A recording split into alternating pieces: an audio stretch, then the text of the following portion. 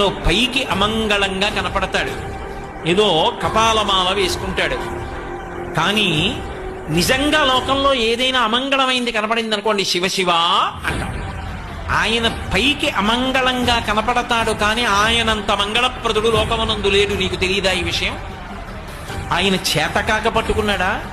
ఆయన శ్మశానంలో ఎందుకుంటాడో నీకు తెలీదా?